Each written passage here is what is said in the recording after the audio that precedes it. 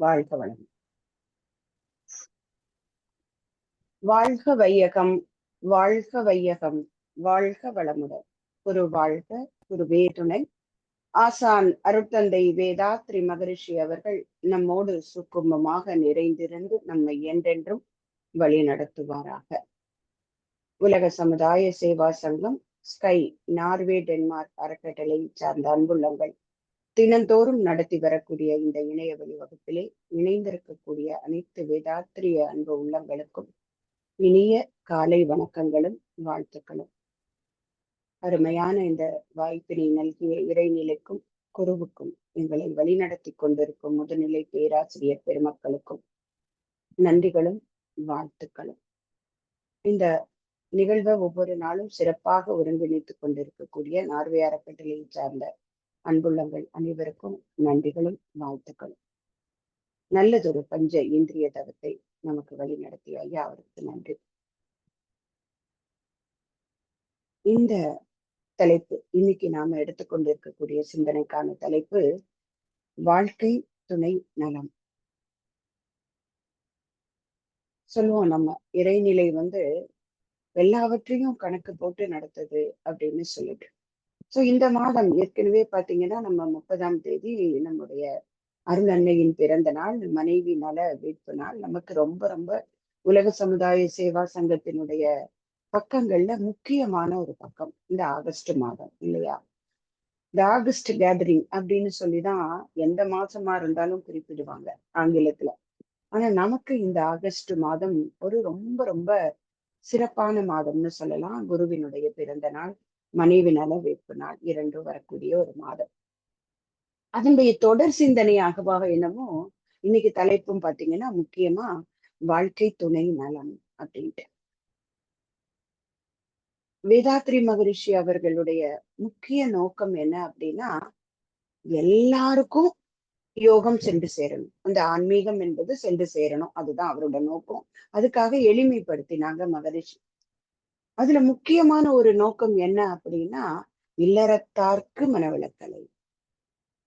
ஏன்னா அன்றைய காலத்துல நம்மளோட வாழ்க்கையை எப்படி பிரிச்சாங்க அப்படின்னு பார்த்தா, பிரம்மச்சரியம், கிரகஸ்தம், வனப்பிரஸ்தம், சந்நியாசம் அப்படின்னு ஒவ்வொரு நிலையும் தனித்தனியா பிரிச்சிருந்தாங்க இல்லையா?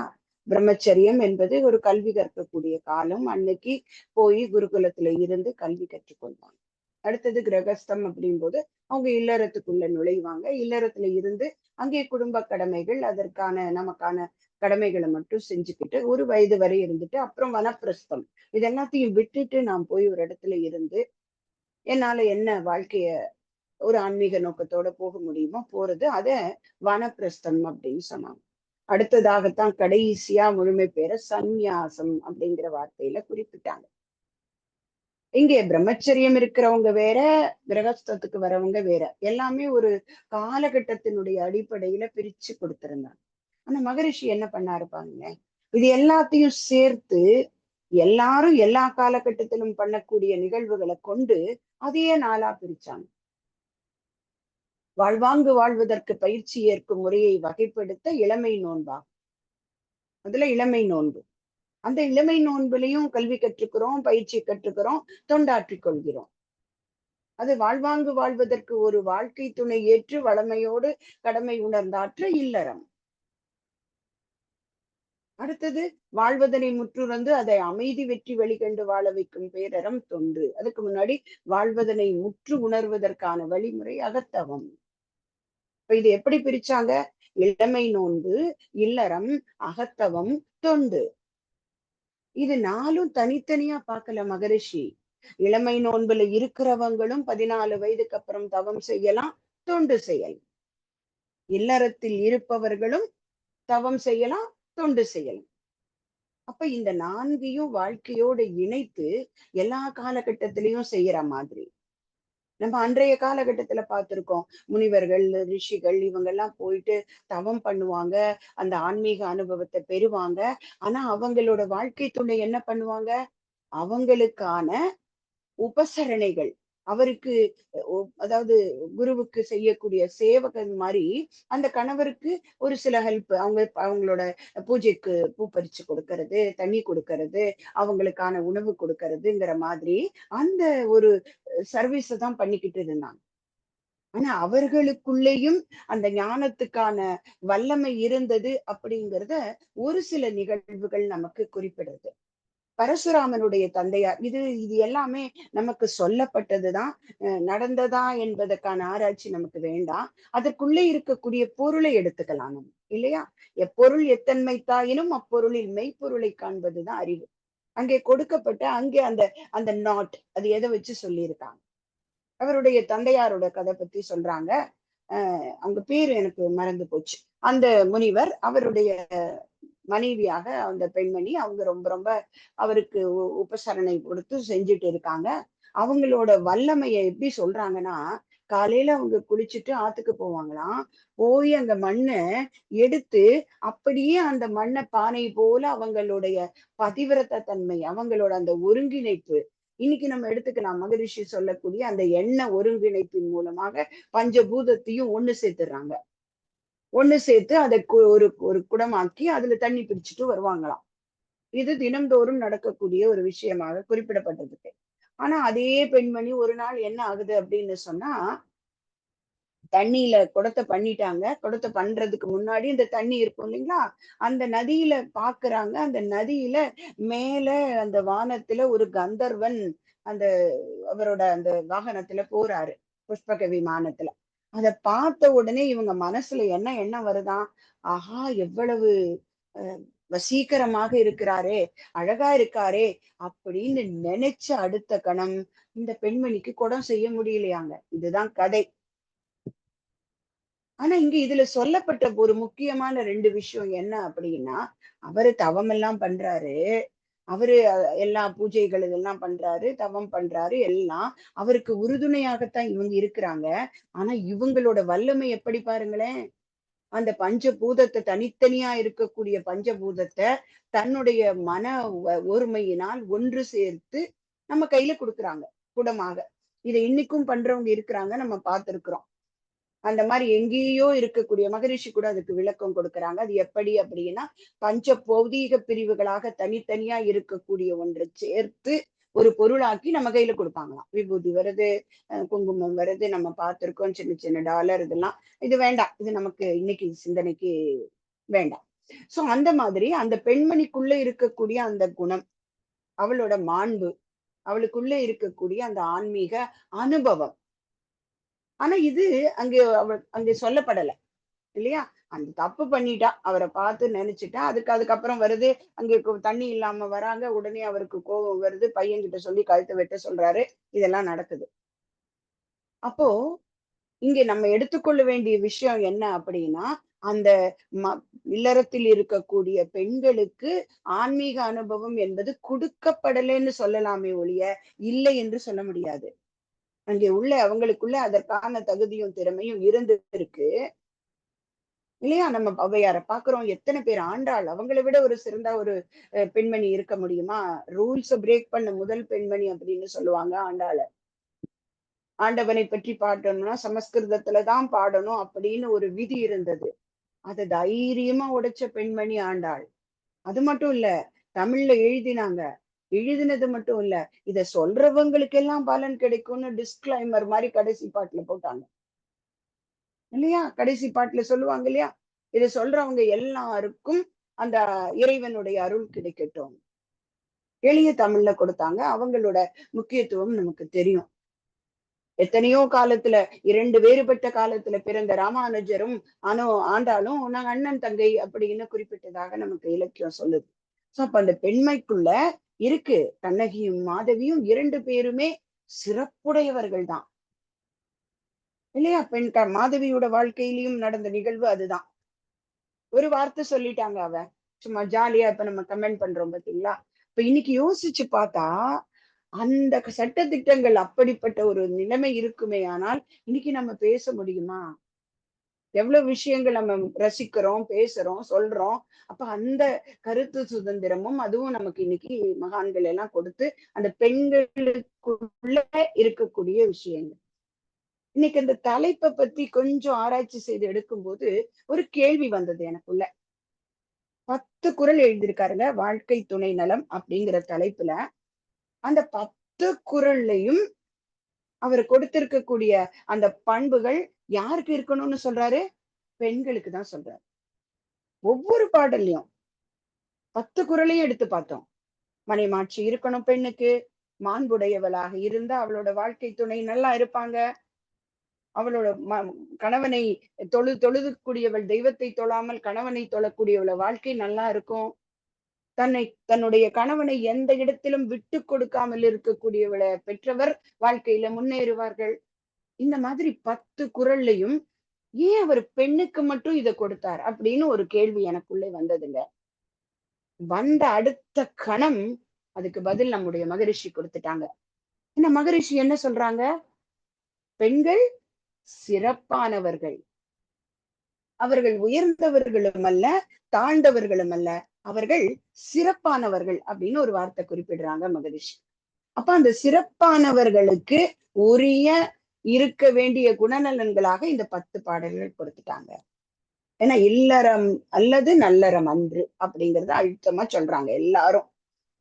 அந்த வாழ்க்கை துணை என்பது, அந்த இல்லற நோன்பு என்பது ஒரு மனிதனுக்கு முக்கியமானது. இது ஏற்கனவே சொன்ன கதை தான், ஆனாலும் திரும்பவும் இது ரொம்ப பொருந்தது, அழகாக பொருந்துகிறது. அதனால திரும்பவும் நான் இதை குறிப்பிட விரும்புறேன். ஒரு முனிவரிடம் ஒரு பறவை வந்து கேட்கிறது.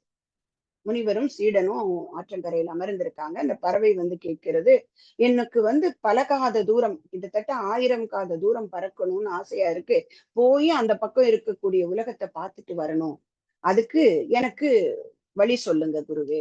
சரி, நீ தாராளமா பறந்து போ, உனக்கு இருக்கக்கூடிய அந்த உடல் அமைப்பு இதை கொண்டு நீ எவ்வளவு தூரம் பறக்க முடியுமோ பறந்துடு. ஆனால் நீ எப்போ சோர்வடையறோ அப்ப திரும்பி வந்துடு, இல்லைன்னா நடுவுல கடல்ல விழுந்துடு. உடனே சரின்னு சொல்லி போறது. அது ஒரு 200 காத தூரம் போயிட்டு திரும்பி வந்துடுது.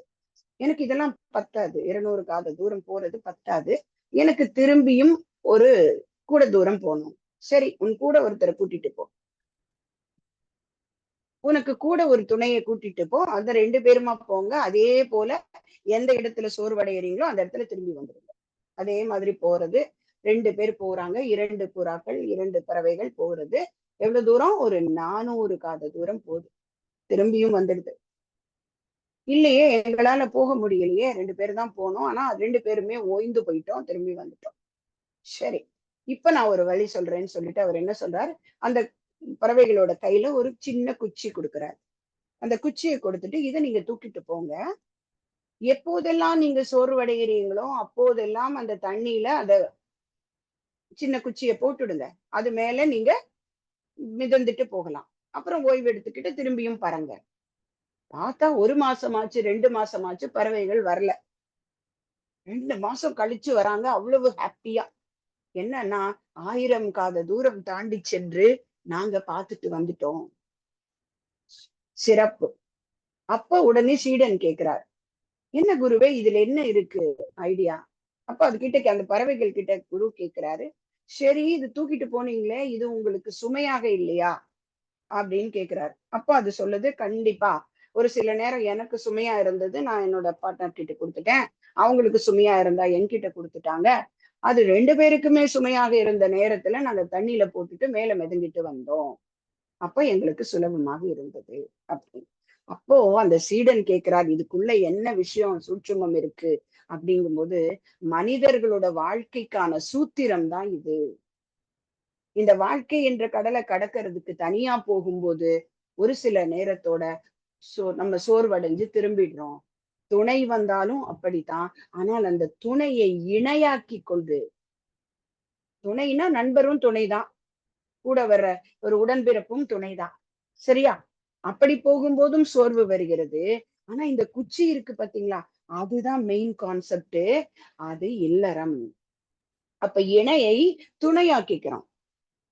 கூட வந்த அந்த நட்பை நட்பாக வந்த உறவுகள் இல்லாம வாழ்க்கை துணை நலமாக, வாழ்க்கை துணையாக ஏற்றுக்கொள்ளக்கூடியவங்களை ஏத்துக்கிட்டோம்னா இந்த இல்லறம் என்கின்ற ஒரு அடிஷனல் விஷயம் நமக்கு கிடைக்குது. அப்ப அது சொல்றாரு, அந்த இல்லறம் பல நேரங்கள்ல சுமையா தெரியுது. அது ஆணுக்கானாலும் சரி பெண்ணுக்கானாலும் சரி சுமையாக தெரிகிறது. ஆனா அங்கேதான் கொஞ்ச நேரம் அந்த இல்லறத்துல இவங்க ஏறி உட்கார்ந்துக்கிறாங்க. பல நேரங்கள்ல என்ன நினைச்சுக்கிறோம், நாம தான் இந்த குடும்பத்தை தூக்கி பிடிச்சு நடத்திக்கிட்டு இருக்கோம்.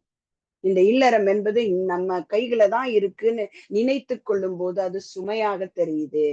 அதையே தூக்கி போட்டு அது மேல உட்கார்ந்து போனாங்க இல்லையா, அப்ப அது என்ன பண்ணுச்சு, அந்த இல்லறம் தான் இவங்களை சுமந்து கொண்டு போச்சு. அப்ப இது மனிதனுக்கான வாழ்க்கை சூத்திரம் அப்படின்னு சொல்றாரு அந்த குரு. அப்போ அந்த வாழ்க்கை துணை நலம் என்பது என்ன, 2 பேரும் சேர்ந்து இணைஞ்சு போகும்போதுதான் நல்லா இருக்கு. மகரிஷி சொல்லுவாங்க இல்லையா, ஊடும் பாவும் போல. ஒரு துணி சேர்ந்து இன்னைக்கு நம்ம இந்த மானத்தை காக்கிறதுக்கு ஒரு துணி போட்டிருக்கோமே, அந்த துணிக்குள்ள இருக்கக்கூடிய நூல் 2 தனித்தனியா இருந்ததுன்னா பிரயோஜனம் இல்ல. அது ஊடு பாவுன்னு சொல்றாங்க. ஒன்று நேர் வருது, பாவுங்கிறது குறுக்க வர்றது, 2 நூல்கள். அது இணைஞ்சாதான் சரியா இருக்கும். ஆனா இந்த இணையற நூல்கள்ல முக்கியமானது தையலர் அப்படின்னு நம்மள சொல்றாங்க. ஏன் அப்படின்னா இங்கதான் மகரிஷி கூறக்கூடிய பெண்மையின் சிறப்பு முக்கியமான விஷயமாக கருதப்படுகிறது.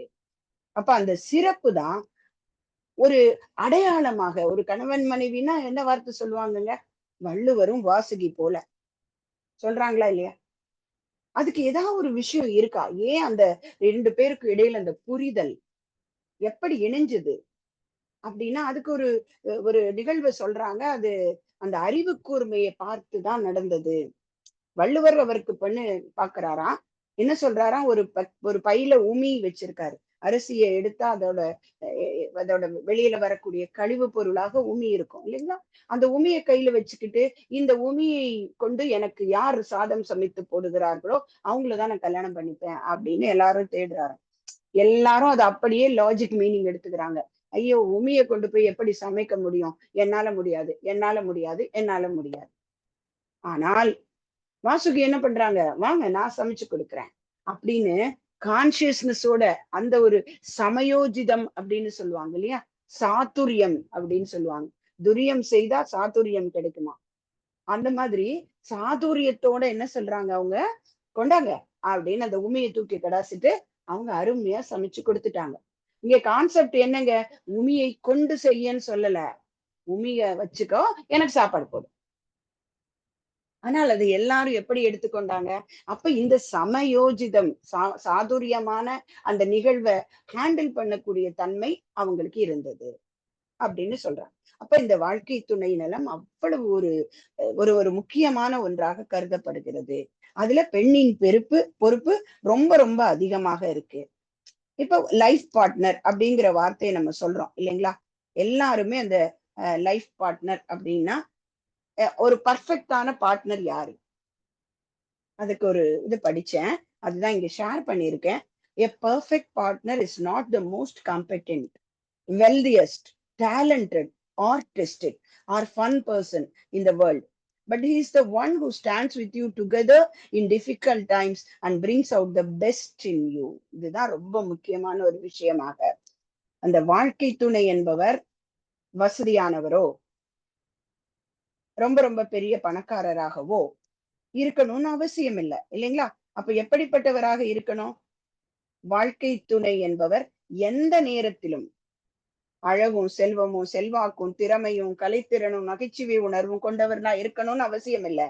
ஆனால் நம்முடைய அந்த வாழ்க்கையில அந்த அனதர் பார்ட்னரோட துணையினுடைய பலத்தையும் பலவீனத்தையும் புரிந்து கொண்டு கடினமான காலகட்டத்துல நம்மோட இருந்து நம்மளோட ஆற்றலை வெளியே கண்டக்கூடியவர் எவரோ அவர்தான் வாழ்க்கை துணை என்ற பதத்திற்கு உண்மையான அர்த்தம் கொண்டவர் இல்லையா? அந்த புரிதல்.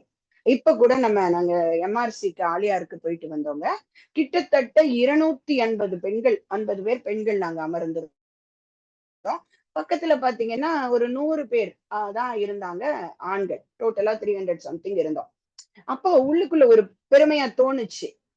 பெண்கள் தான் அதிகமாக வந்திருக்கிறாங்க மகரிஷியோட பயிற்சிகளை கற்றுக்கொண்டு மேலும் மேலும் நம்மள உயர்த்தி கொள்வதற்கு அப்படின்னு நினைச்சோம். ஆனா அப்போதான் நம்முடைய ரேவதி அம்மா ஒரு வார்த்தை சொன்னாங்க. அப்பதான் உணர்ந்தது என்னன்னா, இந்த 200 பேரும் இந்த 3 நாட்கள் தங்களுக்கு உண்டான கடமைகளை பொறுப்புகளை வச்சுட்டு தள்ளி வச்சுட்டு வரணும்னா அங்கே வாழ்க்கை துணையினுடைய அவரோட பங்களிப்பு எவ்வளவு இருக்க முடியும் இல்லையா? நம்ம விட்டுட்டு வந்துட்டோம், ஊரை விட்டுட்டு வந்துட்டோம், குடும்பத்தை விட்டுட்டு வந்துட்டோம். ஏன்னா வள்ளுவர் 10 பாடல்ல சொல்றாரு, குடும்பத்தை சரியா நடத்தக்கூடிய அச்சாணி பெண்கள் தான் அப்படிங்கிறதுனால அவங்களுக்கு சிறப்பை கொடுத்து சொல்றாரு. அப்ப அந்த சிறப்புடைய பெண்கள் ஒரு தன்னோட எல்லா கடமையும் அப்படியே ஸ்டாண்ட் ஸ்டில்லா வச்சுட்டு வரணும்னா அங்க யாரோ ஒரு சப்ஸ்டியூட் இருக்கணும் இல்லையா? வாழ்க்கை தொடர்ந்து போயிட்டு தானே இருக்கணும் அந்த 3 நாட்களும். அப்ப அங்கே அந்த வாழ்க்கை துணை அந்த பலத்தையும் பலவீனத்தையும் புரிந்து கொண்டு அவங்களுக்கு கடினமான சூழ்நிலைகள்ல கை கொடுக்கறாங்க இல்லையா? அப்ப இதுதான் எம்பத்தின்னு சொல்லுவாங்க இல்லையா? நாம நேரடியான பார்வையில பார்த்துட்டு பெண்கள் அதிகமாக இருக்காங்கப்பா அப்படின்னு ஒரு வார்த்தை சொல்லிடுறோம். ஆனா அங்கே மறைஞ்சிருக்கக்கூடிய சூட்சுமம் என்ன? அவர்களுக்கு உதவக்கூடிய வாழ்க்கை துணைகள், அந்த கணவர்கள், அவங்களுடைய பொறுப்பு எவ்வளவு பெருசு அப்படின்னு சொல்றோம். அப்போ இந்த விஷயம் புரிதல் எந்தமான ஒரு கடினமான சூழ்நிலையில் கூட இருந்த ஒரு ஒரு ஒரு வாழ்ந்த ஒரு பெண்மணி இல்லையா? பாரதியினுடைய செல்லம்மா. அத சொல்லி நம்ம இன்னைக்கு நிறைவு செஞ்சுக்கலாம். அவங்களோட வாழ்க்கை எவ்வளவு கஷ்டத்தை தாண்டினாங்க இல்லையா? ஒரு இதுல நம்மளோட ஒரு முக்கியமான ஒரு டாக்டர் சுதா சேஷையன் உங்களுக்கு தெரிஞ்சிருக்கும். அவங்க ஒரு பாரதியோட நினைவு நாள் விழால பேசுறாங்க. பேசும்போது என்ன பேசு தலைப்பு தெரியுமா? நான் பாரதியின் செல்லம்மா பேசுகிறேன் அப்படின்னு சொல்லிட்டு பேசுறாங்க. ஏன்னா பாரதி வந்து தேச விடுதலை, அஹ் பர இது பராசக்தியை பத்தி, நமக்கு அறிவு விழிப்பு வேணும், இதை பத்தியே பாடல் எழுதி கொண்டிருந்தார். அப்போ ஒரு நண்பர் சீண்டி விட்டாராம். என்ன உனக்கு மனைவியை பற்றி, உன் காதலை பற்றி உனக்கு பாட வராதா அப்படின்ன போது எழுதின பாடல் தான் நின்னையே ரதி என்று நினைக்கிறேன் அடி செல்லம்மான்னு ஒரு பாடல் எழுதுறார். சோ அப்ப அந்த அளவுக்கு அந்த அவரோட வாழ்க்கையில ரொம்ப முக்கியமான பொறுப்பெடுத்தவங்க செல்லம்மா. தெரியும் நம்ம எவ்வளவு ஏழ்மையை தாண்டி வந்தாங்க அப்படின்னு சொல்லிட்டு. அவரை பற்றி சொல்லும் போது சொல்றாங்க, அவருக்கு பிடிக்காத ஒரு வார்த்தை, விஜயகாந்த் சொன்ன மாதிரி பாரதியாருக்கு பிடிக்காத வார்த்தை சாதியாம். அதனாலதான் ஒரு சலவை தொழிலாளியினுடைய வீட்டுக்கு போயிட்டு அவளோட கழுதையை அவர் தூக்கிட்டு வருவார். அதனால அவரை ரொம்ப ரொம்ப இகழ்ந்து பேசுவாங்க. அவரை அந்த அந்த அவர் வாழ்ந்த சூழல்ல இருந்தவங்க எல்லாம். ஆனா அவர் அதை கவலைப்படவே இல்லை. அந்த ஏரியாவை விட்டுட்டு சென்னைக்கு வந்துடுறார். கடையம் அப்படிங்கிற ஊர்ல அவங்க வாழ்ந்த போது நிகழ்ந்த ஒரு நிகழ்வாக சொல்றாங்க. ஆனா அதை பத்தி எல்லாம் அவர் கவலைப்படல. ஆனால் அவருடைய பலமும் பலகீனமும் தெரிஞ்சவங்க செல்லம்மா. அவங்க சொல்றாங்க அவர் அப்படிப்பட்டவர். ஒரு முறை அவர் வெளியூருக்கு போயிட்டு வந்தா நம்ம நினைப்போம்ல, எனக்காக என்ன வாங்கிட்டு வந்தீங்க அப்படின்னு கேட்கறது ஒரு சாதாரணமா எல்லா பெண்களுக்குள்ள இருக்கக்கூடிய குணம். பெரிய வண்டி வந்து நிக்குது, நிறைய பார்சல் எல்லாம் இறக்குறாங்க. ஆகா நமக்கு ஏதோ நிறைய வாங்கியிருக்காருன்னு செல்லம்மா நினைக்கிறாங்க. ஓபன் பண்ணி பார்த்தா அத்தனையும் இலக்கியங்கள், புத்தகங்கள். அடுத்த கணம் அவர் சொல்றாரு ஒரு வார்த்தை, அழியக்கூடிய பொக்கிஷத்தை விற்று அழியாத பொக்கிஷங்கள் வாங்கிட்டு வந்திருக்கேன் செல்லம்மா அப்படின்னு சொல்றார். இப்ப எப்படி ஒரு புரிதல் இருக்கணும் அந்த பெண்மணிக்குள்ள இல்லைங்களா? அதை அக்செப்ட் பண்ணிக்கிட்டாங்க. ஏன்னா இங்க சாப்பாட்டுக்கே கஷ்டம். ஒரு கைப்பிடி அரிசி இருந்தது, அதையும் எடுத்து பறவைக்கு போட்ட பெருந்தகைமையாளர் பாரதி. இன்னைக்கும் பாரதி பேசப்படுவது போல செல்லம்மாவும் பேசப்படுறாங்க. வேதாத்ரி மகரிஷி பேசப்படுவது போல அருளன்னையும் லக்ஷ்மி அம்மாவும் பேசப்படுறாங்க. வள்ளுவர் பேசுவது போல வாசுகியும் பேசப்படுகிறார்கள். காரணம் என்ன? இந்த புரிதல் தான் இல்லையா? அப்ப அந்த புரிதல் மகரிஷி அவர்கள் நமக்குள்ளே விதைக்கிறாங்க இல்லையா? மகரிஷியை பொறுத்தளவுல தனியா சொல்லல, வள்ளுவர் போல பெண்ணுக்கு மட்டும் சொல்லல, பொதுப்படையாக்கினார். அன்பு ஊற்றாம் இல்லறத்தில் ஆண் பெண் இருவேரும் அவரவர்கள் துணைவர்களை மனம் வருந்த செய்தால் சிக்கலை சொல்லிடுறாங்க. ஏன்னா இன்னைக்கு திட்டுவதற்கு கிடைச்ச ஒரு உரிமை சீட்டாக திருமணத்தை பயன்படுத்தி கொண்டு இருக்கக்கூடிய காலகட்டமாக இருக்கு. சோ அந்த உறவினுடைய பெருமையை உணர்த்துறாங்க. அது அன்பு ஊற்று. அந்த ஊற்றை டக்குன்னு போட்டு அடைச்சிடாதீங்க. அந்த மாதிரி மனம் வருந்த செய்தால் துன்ப உணர்வு அலை எழும்பி தாக்கியோரை தாக்கும். தொல்லை தரும் சாபமாம் நோய்கள் வரும் தேர்வு. நிறைய கேட்கலாம். என்ன மகரிஷி எடுத்த உடனே நெகட்டிவாவே சொல்றாங்களே அப்படின்னு. ஏன்னா நடக்கிறத சொல்லிட்டு தீர்வு கொண்டு வரதான் ஒரு மகானுடைய பொறுப்பு இல்லையா? இன்னைக்கு நடந்துட்டு இருக்கிறது உடனே நமக்குள்ள வலிக்குது இல்ல. நம்ம சொல்லும் போது எந்த இடத்தில் நாமளும் இந்த தவறை செய்திருக்கோம், அதனால நம்ம நோய்வாய்ப்பட்டோம், நமக்கு நோய்வாய்ப்பட்டதுக்கு காரணம் இதுவாகவும் இருக்கலாம் அப்படின்னு யோசிக்க வைக்குது மகரிஷியுடைய பாடல். அப்ப அடுத்தது சொல்றாங்க, இன்ப ஊற்று இருவரிடை பெருக வாழ்த்தலோடு இன்முகம் பொறுமை தியாகம் தகைமை காக்க வேண்டும். அப்படி வாழ்த்தி வாழ்த்தி வாழும்போது தன் புகழ் விளங்கும் நல்ல தரமுடைய மக்கள் தலைப்பார்கள். ஏன்னா அடுத்த தலைமுறையை சிறப்பா கொடுக்க வேண்டிய பெரிய பொறுப்புடையவர்கள் கணவன் மனைவி. அவங்க கணவன் மனைவியாக இருக்கதை விட தாயும் தந்தையுமாக மாறும்போதுதான் அங்கே அது ஜொலிக்குது இல்லையா? நல்ல குடும்பம் நல்ல குழந்தைய பெற்று கொடுத்து உலகத்துக்கு கொடுக்கணும். தந்தை மகற்காற்றும் உதவி அவையத்து முந்தி இருப்ப செயல். இதை பெற்றோர் மகற்காற்றும் உதவின்னு மாத்திக்கலாம். அவரு ஒரு ஜெண்டர் போட்டுட்டாரு, பரவாயில்ல. மகரிஷி 2 பேருக்கும் சேர்த்து கொடுக்கறாங்க. பெற்றோர்கள் பொறுப்புடையவர்கள். அந்த பொறுப்புடைய பெற்றோர்கள் நல்ல இல்லறம் நடத்தும் போது அதை பார்த்து தானே வளர்றாங்க குழந்தைங்க. யோசிச்சு பாருங்க. வீட்டுல குழந்தைகளுக்கான கண்ணாடி யாருங்க? அப்பா அம்மா தான். அந்த அப்பா அம்மாவுக்கு நடையே நடக்கக்கூடிய அந்த உணர்வுகள், அவங்க பரிமாறக்கூடிய விஷயங்கள், அவங்க ஒருத்தருக்கு ஒருத்தர் விட்டு கொடுத்து அன்பும் கருணையுமாக நடந்து கொண்டதை பார்க்கும்போது, ஓ, இதுதான் சிறந்த வாழ்க்கை அப்படின்னு அந்த ஆணோ பெண்ணோ நினைப்பாங்க இல்லையா? அப்ப எங்கே அவங்களுக்கான அனுபவம் கொடுக்கப்படுது? நம்முடைய வாழ்க்கை முறையிலிருந்து தான். சொல்லுவாங்க, நிறைய சைக்காலஜில சொல்லுவாங்க. அப்படியே உங்களுக்குள்ள ஒரு டிஃபரன்ஸ் ஆஃப் ஒப்பீனியன் வந்து ஒரு ஆர்கியூமெண்ட் வந்தா கூட அதை நீங்க தனியா வச்சுக்கோங்க. குழந்தைங்க முன்னாடி காமிக்காதீங்க. பாதிக்கப்படுவார்கள். அவங்களுக்கு வாழ்க்கைக்கான பார்வையே மாறி போயிடும் அப்படின்னு சொல்றாங்க. அப்ப ரொம்ப ரொம்ப முக்கியமான ஒன்று. ஏன்னா மகரிஷி அததான் அந்த வார்த்தையில சொல்றாங்க. தன் புகழ் விளங்கும் நல்ல தரமுடைய மக்கள் தலைப்பார்கள். அதை கொடுக்க வேண்டிய பொறுப்புடைய ஒவ்வொரு ஆணும் பெண்ணும் அந்த வாழ்க்கை துணை நலத்தோட அந்த இல்லறம் அப்படிங்கிற குச்சிய சுகமா எடுத்துக்கிட்டு சுமையா இல்லாம அதுதான் நம்மை கொண்டு செலுத்துகிறது என்ற எண்ணத்தோட குறை நிறைகளை அக்செப்ட் பண்ணி கொண்டு நிறைகளை பார்த்துட்டு மகிழ்ச்சி சொல்லுவாங்க இல்லையா? குறை காணும் பழக்கத்தை விட்டு நல்ல குணங்களையே பாராட்டும் பண்பு கொள்ள வேண்டும். நில உலகில் மக்களிடம் அன்பு காட்ட வேண்டும் அப்படின்னு சொல்லுவாங்க. அப்ப அது எங்க தொடங்குது?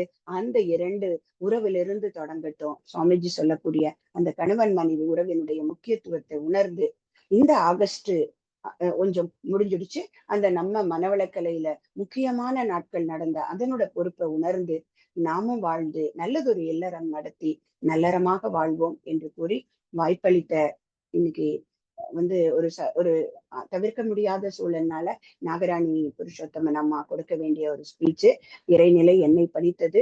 சோ நான் கொடுத்திருக்கேன். குறையிருப்பின் மன்னிக்கவும். வாழ்க வளமுடன். வாய்ப்புக்கு நன்றி. நன்றி அம்மா, நன்றி. வாழ்த்துக்கள் அம்மா, வாழ்த்துக்கள். வாழ்க வளமுடன். வாழ்க்கை துணை நிலம் பற்றி மிகவும்